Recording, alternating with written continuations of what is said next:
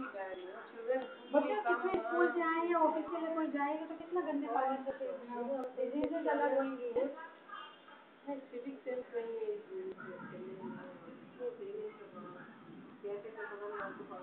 कुछ नहीं इतना देखो कितना डार्क है कितना डार्क है माहौल में।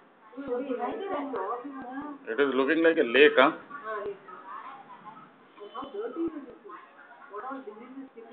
Yeah, flies, mosquitoes. सारा पानी इधर ही आता है इधर नहीं रहता वो डाउन है बताते हैं इधर ना इधर पूरा फ्लड जैसे होता है और बारिश होगा तो क्या पूरा अंदर आए और ना इनके यहाँ तक आने ना सीढ़ी तक आने ना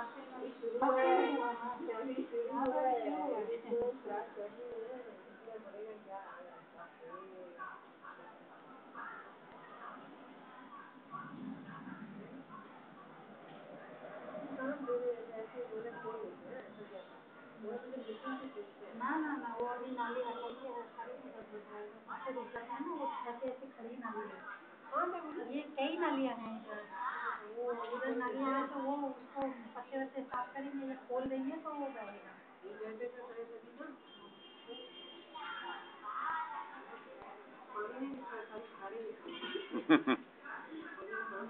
पानी लो ना ये घर के आगे कहाँ ले रहे हैं अरे पानी तो ले रहा हूँ यार।